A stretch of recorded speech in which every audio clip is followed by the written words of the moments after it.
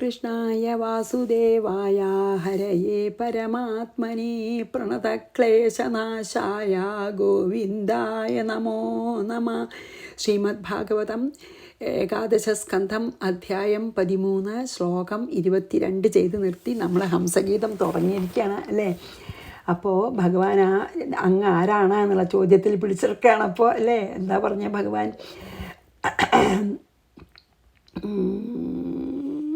എന്താണ് ഭഗവാൻ ഇത് പറഞ്ഞിട്ടാണല്ലോ നമ്മൾ നിർത്തിയതല്ലേ.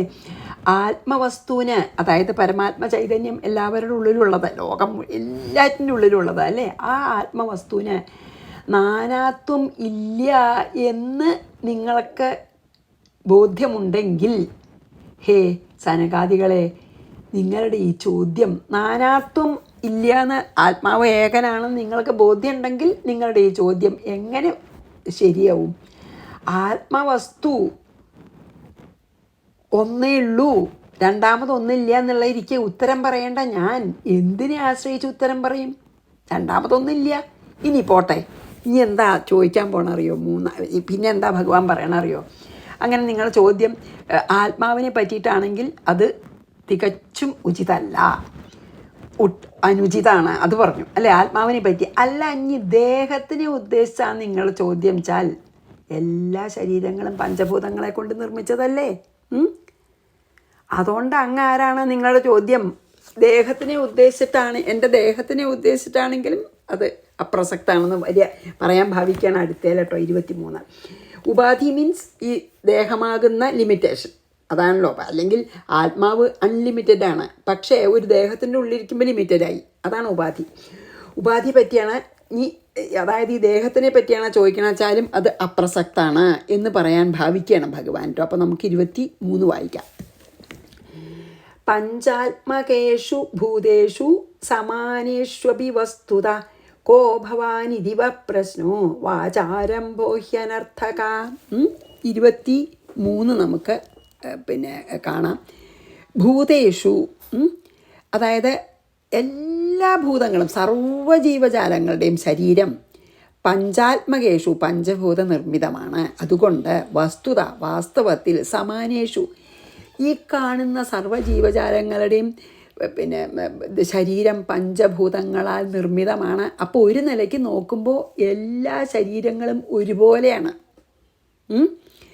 അതാണ് ലിമിറ്റേഷൻ. ഈ അതിൻ്റെ ഉള്ളിൽ പരമാത്മ ചൈതന്യം ഇരിക്കുമ്പോൾ ലിമിറ്റഡാണ്, അല്ലെങ്കിൽ പരമാത്മ ചൈതന്യം ആകാശം പോലെ അൺലിമിറ്റഡാണ്. പക്ഷേ ഇപ്പോൾ നമ്മളൊരു കുടത്തിൻ്റെ ഉള്ളിൽ സ്പേസിനെ പോലെ, ശരിക്കും സ്പേസ് അൺലിമിറ്റഡാണ്, പക്ഷെ ഒരു കുടം ഉണ്ടെങ്കിൽ അതിൻ്റെ ഉള്ളിലും സ്പേസ് ഉണ്ട്. അപ്പോൾ ഒരു ലിമിറ്റേഷൻ ഉണ്ടല്ലോ, ആ കുടത്തിൻ്റെ പിന്നെ വാൾസൊക്കെ ലിമിറ്റഡായി. അതുപോലെയാണ് ഈ പഞ്ചഭൂത നിർമ്മിതമാണ് എല്ലാ ശരീരങ്ങളും. അതിനെ ചൈതന്യവത്താക്കുന്ന ചൈതന്യമാണ് പരമാത്മ ചൈതന്യം. പക്ഷെ ആ ശരീരങ്ങളെല്ലാം പഞ്ചഭൂതാത്മകമാണ്. അപ്പോൾ ഒന്ന് ആലോചിക്കുമ്പോൾ എല്ലാ ശരീരങ്ങളും ഒരുപോലെയാണ്. സമാനേഷൂച്ച എന്ന് പറഞ്ഞു.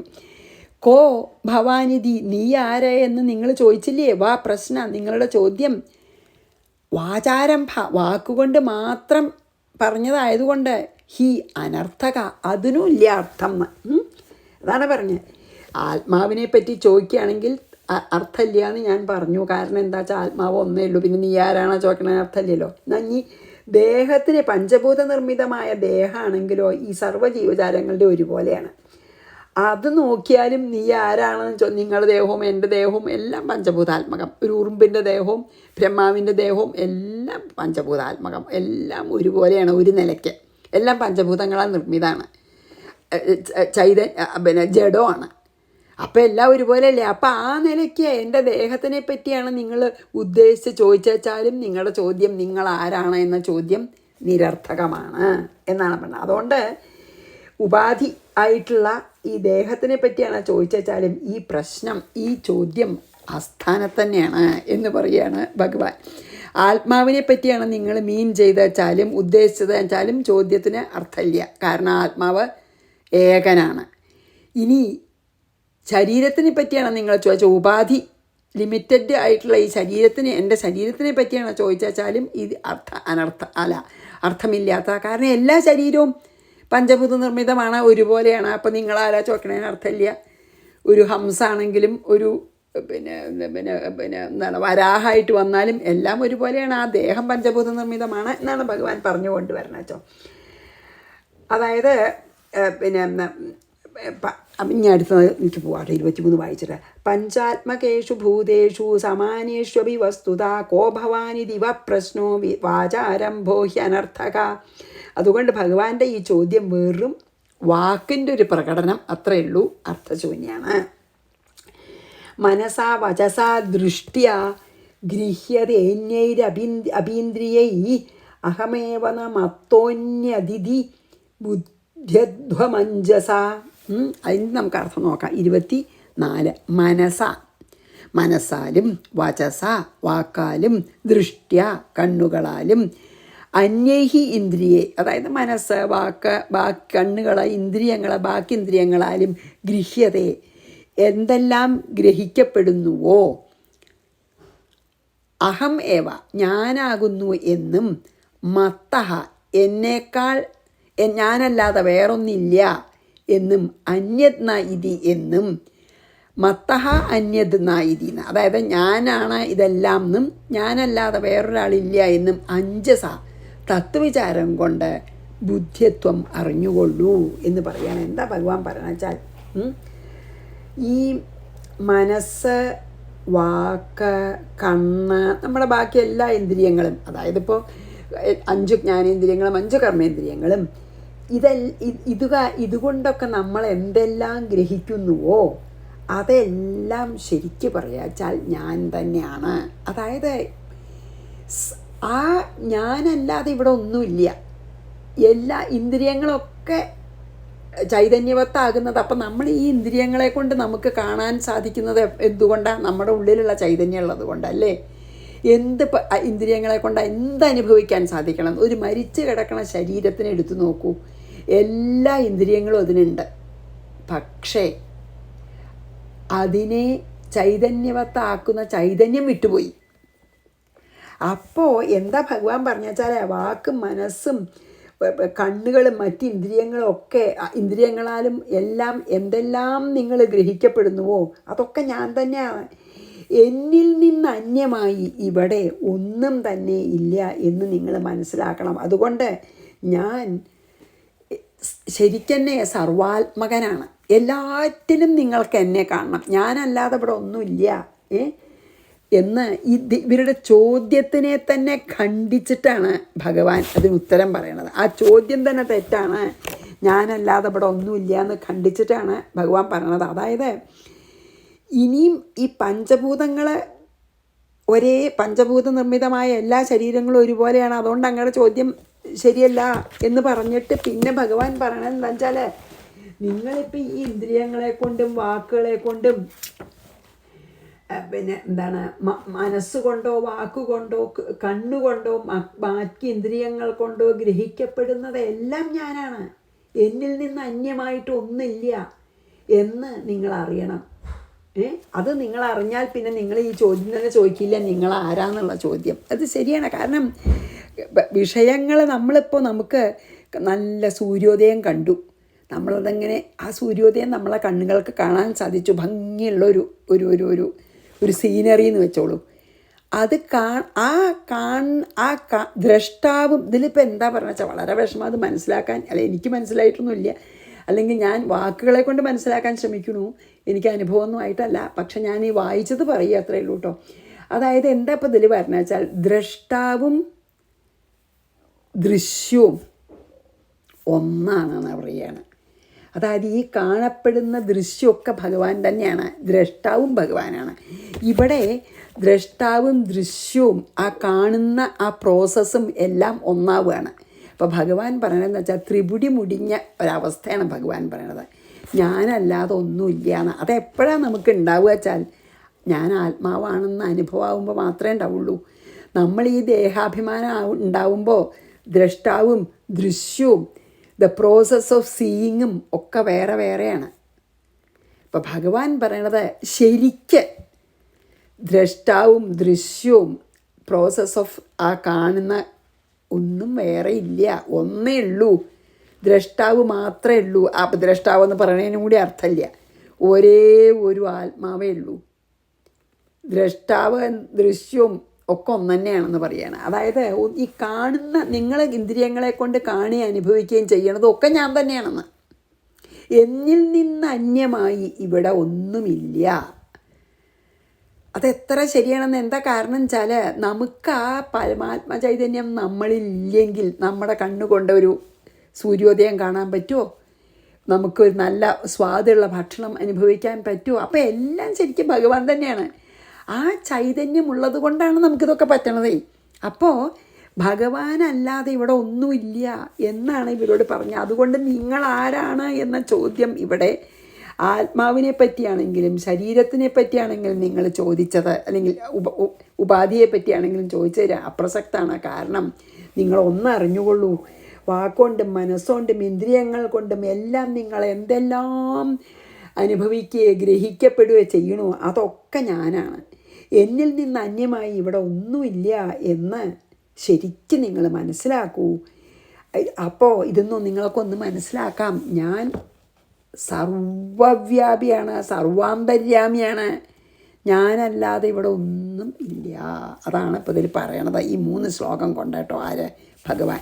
ഇനി നമുക്ക് 24 വായിച്ച് 25ലേക്ക് പോവാം. മനസാ വചസാ ദൃഷ്ട്യ ഗൃഹത്യന്യൈരപീന്ദ്രിയൈ അഹമേവ മത്തോന്യതിഥി ബുദ്ധ്യധ്വമഞ്ജസ. അത് ബോധിച്ചാലും എന്ന് പറയണം ഭഗവാനെ. അതായത് ഭഗവാൻ പറയണത് എന്താ വെച്ചാൽ അവനവനെ തന്നെ അറിയണം എന്ന് പറയണം. ശരിക്കും പറയാച്ചാൽ ഇൻഡയറക്റ്റായിട്ടേ. പിന്നെ ഒരു ശരീരത്തിനെ അറിഞ്ഞാൽ നമുക്ക് എല്ലാ ശരീരവും അറിയാം. ആത്മാവ് ഒന്നാണെന്ന് അറിഞ്ഞാൽ പിന്നെ നമുക്കൊന്നും, ഈ ആത്മാവ് ഒന്ന് മാത്രമേ ഇവിടെ ഉള്ളൂ എന്ന് അറിഞ്ഞാൽ അത് പരമമായിട്ടുള്ള അറിവായി. ഞാനല്ലാതെ അന്യമായിട്ടൊന്നുമില്ല എന്ന്. അത് നിങ്ങൾക്ക്, അത് ശരിക്കും പറയാച്ചാൽ നിങ്ങൾക്ക് നിങ്ങളെ അറിയില്ല. അതുകൊണ്ടാണ് ആദ്യം അതറിയാൻ, അതായത് പ്രത്യേകം ഭഗവാൻ എന്താ ഇതിൽ മീൻ ചെയ്യണമെന്ന് വെച്ചാൽ ദ്രഷ്ടാവന്നെയാണ് ദൃശ്യങ്ങളായി കാണപ്പെടുന്നത്. ദ്രഷ്ടാവ മീൻസ് വൺ ഹൂ സീസ്. ദൃശ്യം പറഞ്ഞാൽ കാഴ്ച, ആ വാട്ട് യു സീ. അപ്പോൾ ഭഗവാൻ പറഞ്ഞ ദ്രഷ്ടാവ് തന്നെയാണ് ദൃശ്യങ്ങളായി കാണപ്പെടുന്നത്. നമുക്ക് പല പല സങ്കല്പങ്ങളെ കൊണ്ട് പല ദൃശ്യങ്ങളായി കാണപ്പെടുകയാണ്. അതായത് മനസ്സിൻ്റെ വിഭ്രാന്തി കൊണ്ടാണ് നമുക്കിങ്ങനെ തോന്നണത് നാനാത്വം. അല്ലെങ്കിൽ ഇവിടെ ഒന്ന് മാത്രമേ ഉള്ളൂ. അതാണ് മായ. മനസ്സിൻ്റെ വിഭ്രാന്തി ഉണ്ടാക്കണതാണല്ലോ. അപ്പോൾ ആ മനസ്സിൻ്റെ വിഭ്രാന്തി കൊണ്ടാണ് ഏകനായ ഞാൻ തന്നെയാണ് പലതായിട്ട് നിൽക്കണതെന്ന് അറിയണില്ല. മനസ്സിൻ്റെ മോഹം കൊണ്ട് ഈ ഞാൻ തന്നെയാണ് പലതായി നിൽക്കണത്, അല്ലെങ്കിൽ ആ പരമാത്മ ചൈതന്യം ബ്രഹ്മം തന്നെയാണ് പലതായി രൂപം പൂണ്ടിരിക്കുന്നതെന്ന് അറിയുന്നില്ല അജ്ഞാനം കൊണ്ട്. അതാണ് അജ്ഞാനം. അവനവനെ അറിയുമ്പോൾ എന്താണ്ടാവുക? ആ നാനാത്വഭ്രമം നീങ്ങും എന്ന് ആണപ്പോൾ ശരിക്ക് ഇൻഡയറക്റ്റായിട്ട് ഭഗവാൻ പറയണത് കേട്ടോ. ഇനി നമുക്ക് 25 വായിക്കാം. ഗുണേഷ്വാവിശതേ ചേതോ ഗുണാശ്ചേതസി ച പ്രജാ ജീവസ്യ ദേഹ ഉഭയം ഗുണാശ്ചേതോ മദാത്മന. വളരെ വിഷമമുള്ളൊരു ഇതാണ് കേട്ടോ. പ്രജാഹ, ഹേ പ്രജകളെ, ഗുണേഷു, മക്കളെ എന്ന് വിളിക്കാത്രേ ഉള്ളൂ. ഗുണേഷു, വിഷയങ്ങളിൽ. ഗുണേഷു വെച്ചാൽ എന്താ? ഈ രജസ്തമോ സത്വരജസ്തമോ ഗുണങ്ങളിൽ കാരണം നമ്മൾ അനുഭവിക്കുന്ന വിഷയങ്ങളിൽ ചേത, മനസ്സ്, ആവിശത്തെ, ഭ്രമിക്കണമെന്ന്, വിഷയങ്ങളിൽ പ്രവേശിക്കണു മനസ്സ്. ഗുണാഹ, വിഷയങ്ങളും, ചേത, ഗുണങ്ങൾ മനസ്സിലും പ്രവേശിക്കണു. ഗുണാഹ ചേത, ഗുണങ്ങൾ, മനസ്സ്, ഉഭയം, ഈ രണ്ടും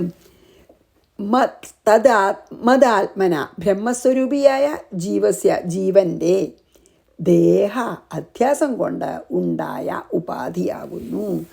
എന്താണ് പറയണമെന്ന് വെച്ചാൽ വളരെ വിഷമം മനസ്സിലാക്കാൻ. എന്താണ്? ഹേ മക്കളെ എന്ന് വിളിക്കണം, പുത്രന്മാരെ പ്രജ എന്ന് വിളിച്ചുല്ലോ. മനസ്സ് വിഷയങ്ങളിൽ പ്രവേശിക്കുന്നു. വിഷയങ്ങളോ വാസനാരൂപത്തിൽ മനസ്സിലും പ്രവേശിക്കുന്നു. അങ്ങോട്ടും ഇങ്ങോട്ടും. അതാണ് മുമ്പ് പറഞ്ഞല്ലോ. അപ്പോൾ ഗുണങ്ങൾ, മനസ്സ്, ഇവ രണ്ടും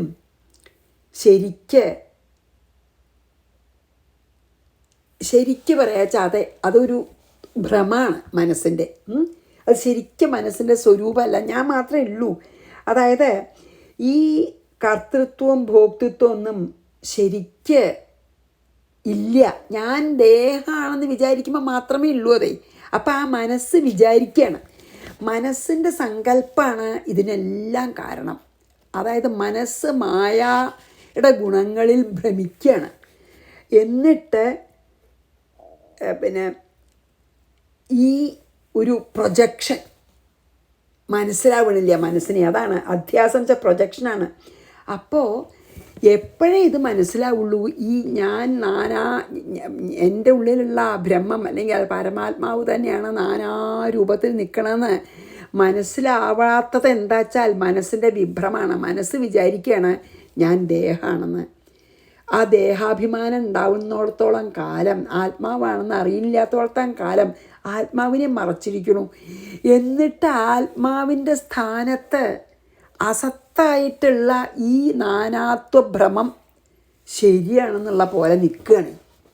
അതുകൊണ്ടാണ് അധ്യാസം എന്ന് പറഞ്ഞില്ലേ, അതാണ്. അത് ശരിക്കും അങ്ങനെ അല്ലെങ്കിൽ പോലും ഈ ദ്രഷ്ടാവ് തന്നെയാണ് ദൃശ്യമായിട്ട് കാണുന്നതെന്ന് പറഞ്ഞില്ലേ. അപ്പോൾ പക്ഷെ എന്താ ഒരു കുഴപ്പം വെച്ചാൽ പല സങ്കല്പങ്ങളെ കൊണ്ട് മനസ്സ് വിഭ്രാന്തി കൊണ്ട് അതിനെ പല സങ്കല്പങ്ങളെ കൊണ്ട് പല ദൃശ്യങ്ങളായിട്ട് നമ്മൾ കാണുകയാണ്. ഏകനായിട്ടുള്ള ആ ബ്രഹ്മം അല്ലെങ്കിൽ എൻ്റെ ഉള്ളിലുള്ള ആ ആത്മാവന്നെയാണ് പലതായിട്ടെന്ന് അറിയണില്ല മനസ്സ് വിഭ്രാന്തി കൊണ്ട്. കാരണം അധ്യാസം ആ നാനാത്വഭ്രമം ആ പരമാത്മാവിനെ മറച്ച് ആ സ്ഥാനത്ത് അതിനെ പ്രതിഷ്ഠിച്ചിരിക്കുകയാണ്. അപ്പം എന്താ വെച്ചാൽ ആത്മാവാണെന്നുള്ള വിസ്മൃതി, ആത്മാവാണെന്ന് മറക്കുമ്പോൾ എന്താ ഉണ്ടാവണേ, ഇതൊക്കെ ശരിയാ തോന്നി. അതുകൊണ്ട് അവനവനെ അറിഞ്ഞാൽ ഈ നാനാത്വ ഭ്രമം നീങ്ങും. അല്ലെങ്കിൽ അജ്ഞാനം കൊണ്ടാണത് ഉണ്ടാവണത്. അവനവനെ അറിയുമ്പോൾ അപ്പോൾ ഈ നാനാത്വഭ്രമം നീങ്ങും തന്നെയാണ് അപ്പോൾ ഭഗവാൻ ഇതിൽ പറയണത്. അതേ വഴിയുള്ളൂ എന്നാണ് ഭഗവാൻ പറയണത്. അതായത് ഈ മനസ്സ് ഗുണങ്ങളിൽ പ്രവേശിക്കും, ഗുണങ്ങൾ മനസ്സിലും പ്രവേശിച്ചും കൊണ്ടിരിക്കേണ്ട എപ്പോഴും അത്ര ഇതാണ്. അപ്പോൾ ഈ മനസ്സിനെ മനസ്സിൻ്റെ ആ വിഭ്രമം മാറ്റണം. മനസ്സ് ആത്മവിസ്മൃതിയിലാണ് ഇരിക്കണതേ. അപ്പോൾ ആത്മാവാണ് എന്നുള്ളതും അറിഞ്ഞ അജ്ഞാനം നീങ്ങുന്നത് വരെ നമുക്ക് ഈ നാനാത്വബോധമുണ്ട്. അതാണ് ഇതിൽ പറഞ്ഞത്. അത് നിവൃത്തിയില്ല. കാരണം അപ്പം അതിന് എങ്ങനെ ചെയ്യാമെന്ന് ഭഗവാൻ പറയും. ഗുണേഷു ആവിശതേ ചേതോ ഗുണാശ്ചേതസി ച പ്രഭോ. ഗുണം മനസ്സിലും പ്രവേശിക്കും, മനസ്സ് ഗുണത്തിലും പ്രവേശിക്കും. ജീവസ്യ ദേഹ ഉഭയം ഗുണാശ്ചേതോ മദാത്മന. പക്ഷേ വാസ്തവത്തിൽ എൻ്റെ സ്വരൂപം ആണ് ഈ ജീവൻ. അത് പക്ഷേ ഈ അധ്യാസം കൊണ്ട്, പ്രൊജക്ഷൻ കൊണ്ട് അല്ല എന്ന് തോന്നുകയാണ്. അല്ലാതെ ശരിക്ക് കർത്തൃത്വം ഭോക്തൃത്വം ഒന്നുമില്ല. അതായത് ശരിക്കും അതൊന്നും സ്വരൂപമല്ല. എൻ്റെ സ്വരൂപം ആ ഏകനായിട്ടുള്ള അദ്വൈത ഇതാണ്. ഇതൊക്കെ വെറും ഉപാധികളാണ്, ലിമിറ്റേഷൻസാണ്. ഞാൻ അപ്രത്യക്ഷമായാൽ ഇതെല്ലാം പോയി. ഇല്ലേ? ശരിയല്ലേ? ഏത് ജീവനും നോക്കിക്കോളൂ, ചൈതന്യം പോയാൽ പിന്നെ ഒന്നുമില്ല. അപ്പം ശരിക്കും പറയാച്ചാൽ ആ ഭഗവാൻ ചൈതന്യമാണ് എല്ലാത്തിൻ്റെ പിന്നിൽ. അപ്പം അതാണ് ശരിക്കും സത്യമുള്ളൂ. ഇതൊക്കെ ജഡാണ്. അത് മനസ്സിലാക്കാൻ നമുക്ക് പറ്റാത്തത് നമുക്ക് മനസ്സിൻ്റെ വിഭ്രാന്തിയ സങ്കല്പങ്ങൾ. അപ്പോൾ നമ്മൾ ആത്മാവിനെ മറച്ചു, ആത്മവിസ്മൃതിയാണ് നമുക്ക്. അപ്പോൾ നമ്മൾ ഇതൊക്കെ ശരിയാന്ന് നമുക്ക് നാനാത്വഭ്രമം, നമ്മൾ ആത്മാവെന്ന് അറിയണില്ല. അപ്പോൾ ഈ ജീവനാകുമ്പോൾ എന്താ വെച്ചാൽ ജീവന് അനുഭവിക്കേണ്ടതൊക്കെ നമുക്ക് ശരിയെ തോന്നും. അപ്പോൾ കർത്തൃത്വം ഭോക്തൃത്വം ഒക്കെ ഉണ്ടാവുമല്ലോ എന്നാണ് പറഞ്ഞത്. ജീവസ്യ ദേഹോഭയം ഗുണാശ്ചേതോ മദാത്മന. ശരിക്കും ഞാൻ എന്നുള്ള ആത്മസ്വരൂപം മാത്രമേ ഉള്ളൂ. ഇനി ഇപ്പം എത്രയായി? ഇനി നമുക്ക് 28 ചെയ്യാം. ഗുണേഷു 28 അല്ലേ? അതെ 26. ഗുണേഷു ചാവിശച്ചിത്തമഭീക്ഷ്ണം ഗുണസേവയാ ഗുണാശ്ച ചിത്തപ്രഭവാ മദ്രൂപ ഉഭയം ത്യജേത്. ഇനി എന്താ പറയണേ ഇതിൻ്റെ അർത്ഥം നോക്കാം. അഭീക്ഷ്ണം എന്നുവെച്ചാൽ എന്താ? വീണ്ടും അല്ലെങ്കിൽ കണ്ടിന്യൂസ് ആയിട്ട് ഗുണസേവയ, ഈ ഗുണങ്ങളുടെ പിന്നാലെ നമ്മൾ ഗുണങ്ങളെ അകറ്റണില്ല. സത്വരജസ്തമോ ഗുണങ്ങൾ മനസ്സിൽ നിറച്ചിട്ടുണ്ട്. അപ്പോൾ ആ ഗുണങ്ങളെ സേവിക്കുകയാണ് നമ്മൾ കണ്ടിന്യൂസ് ആയിട്ട്. അപ്പോൾ അഭീക്ഷണം എന്ന് പറഞ്ഞില്ലേ. ഗുണേഷു ഗുണങ്ങളിൽ ആവശ്യത്ത് പ്രവേശിക്കുന്ന ചിത്തം. അതുകൊണ്ടാണ് എപ്പോഴും നമ്മൾ ഗുണങ്ങളുടെ പിന്നാലെ പോകുമ്പോൾ മനസ്സ് മുഴുവൻ ഗുണങ്ങളാൽ നിറഞ്ഞിരിക്കുകയാണ്. ചിത്തപ്രഭവാഹ, ചിത്തത്തിൽ അപ്പം നമുക്ക് വേണമെങ്കിൽ മുമ്പുള്ള വാസനകളും ഉണ്ട് പോരാത്തേനെ. പൂർവ്വജന്മത്തിലത്തെ വാസനകളൊക്കെ വാസനാരൂപത്തിൽ ചിത്തത്തിൽ അതുമുണ്ട്. ആ വാസനയൊക്കെ പ്രത്യക്ഷപ്പെടും ഈ ഗുണങ്ങളെ നമ്മൾ സേവിക്കാൻ തുടങ്ങുമ്പോഴേ. അതായത് ഗുണങ്ങളെ നമ്മൾ അകറ്റാതിരിക്കുമ്പോൾ നമ്മുടെ വാസനകളും അതിൽ ചേരും കേട്ടോ. ഗുണാഹാച ഗുണങ്ങൾ എന്ന ഉഭയം ച രണ്ടിനെയും മദ്രൂപ എന്നിൽ അഭേദഭാവം ആനാത്വഭാവം സിദ്ധിച്ചവനായി ത്യജിക്കേണ്ടതാകുന്നു. എന്താണ് ഇതിൽ പറയുന്നത് വെച്ചാൽ, ഈ നമ്മൾ തുടർച്ചയായിട്ട് പിന്നെയും അപ്പോൾ എന്താ നമ്മൾ എനിക്കൊരു ഡിസ്റ്റർബൻസ് ഉണ്ടായി, സോറി കേട്ടോ.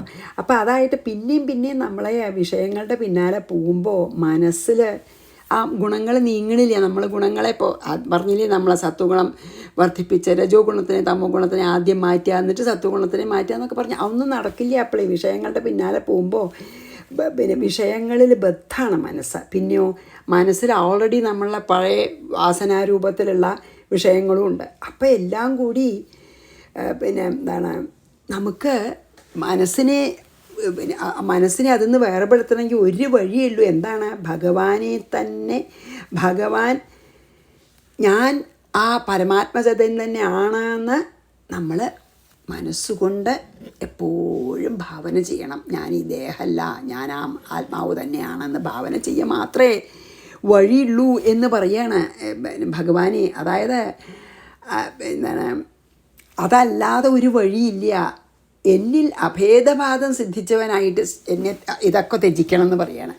അതായത് അതാണ് ഭഗവാൻ പറഞ്ഞ ഇങ്ങനെ പിന്നെ ഗുണങ്ങളുടെ പിന്നാലെ പോകുമ്പോൾ മനസ്സ് ഗുണങ്ങളാൽ നിറയപ്പെട്ട്, മാത്രമല്ല അതിൽ വാസനാരൂപത്തിലുള്ള വിഷയങ്ങളും എല്ലാം കൂടിയിട്ട് വാസനാരൂപേണ വന്നുകൂടുന്ന വിഷയങ്ങളും ഉണ്ട്. പിന്നെ നമ്മളായിട്ട് ഈ ഗുണങ്ങൾ കാരണം വിഷയങ്ങളുടെ പിന്നാലെ പോകലും ഉണ്ട്. അപ്പം അത് കാരണം അതിനെ നമുക്ക് അകറ്റണമെങ്കിൽ സച്ചിദാനന്ദ സ്വരൂപനായ ഭഗവാൻ തന്നെയാണ് ഞാൻ എന്ന് അഭേദഭാവന ചെയ്യണം എന്നാണ് പറയണത്. കണ്ടില്ലേ അല്ലേ? അങ്ങനെ ഞാനും ആത്മാവും ഭേദമില്ല, ഞാൻ ആത്മാവ് തന്നെയാണെന്ന് അതാണ് പറഞ്ഞത്. മദ്രൂപ ത്യജേത്, അതായത് ഞാൻ ആ ആത്മാവ് തന്നെയാണെന്ന് ഉറപ്പിച്ച് ഇതിനെയൊക്കെ ത്യജിക്കണം വിഷയങ്ങളെ. എത്ര വിഷമാണല്ലേ? അതായത് നമുക്ക് എപ്പോഴും ആത്മവിസ്മൃതി ഇല്ലാതെ സൂക്ഷിക്കണം എന്നാണ് ഭഗവാൻ പറയണത്. എപ്പോഴും നമുക്ക് വിഷയങ്ങളോട് വല്ലാത്ത ആസക്തി തോന്നുമ്പോൾ നമ്മൾ സ്വയം പറയാൻ നോക്കുക. എന്താ അറിയോ, ഇതൊന്നും വാസ്തവമല്ല, ഞാൻ ആ നിത്യമായ ആത്മാവാണെന്ന് സ്വയം പറഞ്ഞുറപ്പിച്ച് വിഷയങ്ങളെ അകറ്റണം എന്ന് പറയണതിൽ.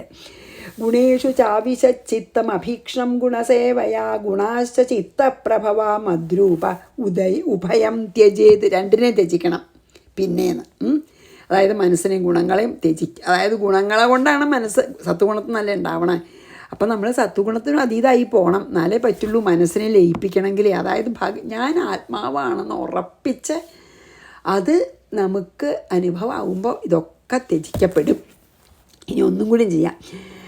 ജാഗ്രത സ്വപ്നം സുഷുപ്തം, മുഴുവൻ പറ്റില്ലെങ്കിലും നമുക്കൊന്ന് ജസ്റ്റ് അതിൻ്റെ അർത്ഥം പറഞ്ഞു പോകാം. അടുത്ത പ്രാവശ്യം എക്സ്പ്ലനേഷൻ ചെയ്യാൻ സമയമില്ലെങ്കിൽ. ജാഗ്രത സ്വപ്നം സുഷുപ്തം ച ഗുണതോ ബുദ്ധിവൃത്തയാ താസാം വിലക്ഷണോ ജീവ സാക്ഷിത്വേന വിനിശ്ചിതഃ.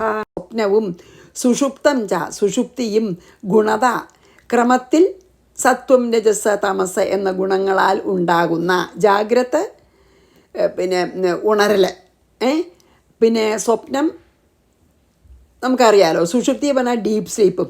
അത് ക്രമേണ നമ്മൾ പറയുകച്ചാൽ സത്വം കൊണ്ട് ജാഗ്രതും, സത്വഗുണത്തിൽ നിന്ന് ജാഗ്രതും, രജോ ഗുണത്തിൽ നിന്ന് സ്വപ്നവും, തമോ ഗുണത്തിൽ നിന്ന് സുഷുപ്തി ഉണ്ടാവണു. അങ്ങനെ ഗുണങ്ങളാൽ ഉണ്ടാകുന്ന ബുദ്ധിവൃത്തികളാകുന്നു. ശരിക്കും ജാഗ്രതും സ്വപ്നവും സുഷുപ്തിയും ഈ മൂന്ന് അവസ്ഥകളൊക്കെ ഈ ഗുണങ്ങളെ കൊണ്ട് ഉണ്ടാകുന്ന അവസ്ഥകളാണ്, ബുദ്ധിയിൽ വരുന്ന മാറ്റങ്ങളാണ്. ജീവനെ എങ്കിൽ താസാം ആ വൃത്തികൾക്ക് സാക്ഷിത്വേന നമ്മുടെ ആത്മാവ് ജാഗ്രത്തിലും സ്വപ്നത്തിലും സുഷുപ്തിയിലും സാക്ഷിയാണ്. ജാഗ്രത്തിലും അതെ, സ്വപ്നത്തിലെ സാക്ഷിയാണ് നമുക്ക് ഉണരുമ്പോൾ മനസ്സിലാവും ഇല്ലേ? ശരിക്കും സ്വപ്നം കണ്ടപ്പോൾ അതൊക്കെ യഥാർത്ഥമല്ല എന്ന് മനസ്സിലാവണതാണ് ആ സാക്ഷി മാത്രമായിട്ടുള്ള ഞാൻ. അപ്പോൾ നമുക്ക് ജാഗ്രതയിൽ മനസ്സിലാക്കാൻ വിഷമമാണ്. സാക്ഷിത്വേന സാക്ഷിയായിരിക്കുന്നതിനാൽ വിലക്ഷണ വിനിശ്ചിത, ആ ശരിക്ക് ആത്മാവിന് ഈ മൂന്ന് അവസ്ഥയൊന്നും ഇല്ല. ആത്മാവ് അവസ്ഥകൾക്ക് അതീതനാണ്. ജാഗ്രതത്തിനും സ്വപ്നത്തിനും സുഷുപ്തിക്കും അതീതനാണ്. ഈ അവസ്ഥകളില്ല. വിനിശ്ചിത നിശ്ചയിക്കപ്പെട്ടവനായി ഭവിക്കുന്നു. എന്താണ് എക്സാക്ട്ലി ഇതിൽ പറയണമെന്ന് വെച്ചാൽ, ജാഗ്രത, സ്വപ്നം, സുഷുപ്തി ഈ അവസ്ഥകൾ നമുക്ക് ഈ സത്വരജസ്തമോ ഗുണങ്ങളുടെ സംബന്ധം കൊണ്ടുണ്ടാവുന്ന ബുദ്ധിയിലത്തെ അവസ്ഥകളാണ്. ശരിക്കില്ല ആത്മാവിന് ഇതൊന്നും. ജാഗ്രതയും സ്വപ്നവും സുഷുപ്തിയും ഈ മൂന്നവസ്ഥയും സത്വരജസ്തമോ ഗുണങ്ങളുമായിട്ടുള്ള ചേർച്ച അല്ലെങ്കിൽ സംബന്ധം കൊണ്ടുണ്ടാകുന്ന ബുദ്ധിയിലുണ്ടാകുന്ന വൃത്തികളാണ് ശരിക്ക്. അവയിൽ നിന്ന് മുഴുവൻ അവയ്ക്ക് അതീതനായിട്ടുള്ള ഈ ആത്മാവ് അവയുടെ സാക്ഷി മാത്രമാണ്. ശരിക്ക് ജീവാത്മാവ് ശരിക്ക് സാക്ഷി മാത്രമാണ്. ജീവന്, ഈ ജീവാത്മാവിന് ഗുണങ്ങളുമായിട്ട് ബന്ധനം ഉണ്ടാക്കുന്നത് കൊണ്ടാണ് നമുക്ക് അവസ്ഥാത്രയത്തിൽ അത് ശരിയെ തോന്നണതാണ്. ശരിക്ക് ആത്മാവ് ഈ അവസ്ഥാത്രയങ്ങൾക്ക് അതീതനാണ്. അതാണെന്നിൽ പറയണത്. ഈ മൂന്നവസ്ഥകളും ആത്മാവിൻ്റെ അല്ല. അതായത് ഇതൊന്നും ആത്മാവിനില്ല. മൂന്നാരം സത്വരജസ്തമസ്സുകൾ കൊണ്ടുവരുന്നതാണ് ഇത് മൂന്നും. അപ്പോൾ ഈ ജീവന് ഈ പിന്നെ സത്വരജസ്തമോ ഗുണങ്ങളായിട്ടുള്ള ചേർച്ച ഉണ്ടാവുകൊണ്ട് തോന്നുകയാണേ. അല്ലെങ്കിൽ ശരിക്കും തോന്നില്ല. ആത്മാവാണെന്ന് അറിയാമെന്ന് വെച്ചാൽ തോന്നില്ല. വാസ്തവത്തിൽ സാക്ഷി മാത്രമാണ്. ഈ അവസ്ഥാത്രയങ്ങൾക്ക് മീതെയാണ്. തുരീയാവസ്ഥയിലാണ് ആത്മാവ് വർത്തിക്കുന്നത് എപ്പോഴും. അതായത് അവസ്ഥാത്രയങ്ങളിൽ നിന്ന് അതീതനാണെന്ന് ആത്മാവ്. അതുകൊണ്ടാണല്ലോ നമ്മൾക്ക് പിന്നെ സ്വപ്നം കണ്ടുണരുമ്പോൾ അത് സ്വപ്നമായിരുന്നു. സ്വപ്നത്തിൽ നമ്മൾ ശരിക്കും അനുഭവിക്കണ്ടേ ഇല്ലേ? പക്ഷെ ഉണർന്നാൽ നമുക്ക് അത് സ്വപ്നമായിരുന്നു എന്ന് തോന്നുന്നുണ്ടല്ലോ. അപ്പോൾ അത് നമുക്ക് ശരിക്കും മനസ്സിലാക്കാൻ പറ്റും. അധികം ജാഗ്രതയിൽ അത്ര മനസ്സിലാക്കില്ല. സുഷുപ്തിയിലും മനസ്സിലാക്കാം. ഉറങ്ങിയാൽ നമ്മൾ സുഖമായി ഉറങ്ങി പറയുന്നുണ്ടല്ലോ. അപ്പോൾ അത് സുഖമായി ഉറങ്ങണത് കണ്ടുകൊണ്ടിരിക്കുന്ന ഉറങ്ങാത്ത ഒരു ശക്തി ഉണ്ട്. അതാണ് ആത്മാവേ അല്ലേ? അപ്പോൾ സ്വപ്നവും ജാഗ്രതയും സുഷുപ്തിയൊക്കെ ഗുണങ്ങളോട് ചേർന്ന ജീവന് മാത്രമേ ഉള്ളൂ. ആത്മാവിനില്ല. നമ്മൾ ഗുണങ്ങളെ ഇങ്ങോട്ട് വിട്ടുപോയോ, നമ്മൾ ആത്മാവായി തീർന്നോ, ഈ അവസ്ഥാത്രയങ്ങളൊന്നും ഇല്ല എന്നാണ് ഇതിൽ പറഞ്ഞത്. നമുക്ക് കൂടുതൽ പറയണമെങ്കിൽ അടുത്ത പ്രാവശ്യം പറഞ്ഞപ്പോൾ നിർത്താട്ടോ. ജാഗ്രത സ്വപ്നം സുഷുപ്തം ഗുണതോ ബുദ്ധിവൃത്തയാ താസാം വിലക്ഷണോ ജീവ സാക്ഷിത്വേന വിനിശ്ചിതഃ. ശ്രീകൃഷ്ണാർപ്പണമസ്തു. സർവത്ര ഗോവിന്ദനാമ സങ്കീർത്തനം. ഗോവിന്ദ ഗോവിന്ദ. ഗുരുവായൂരപ്പ ശരണം. സമസ്താപരാധം ക്ഷമസ്വ.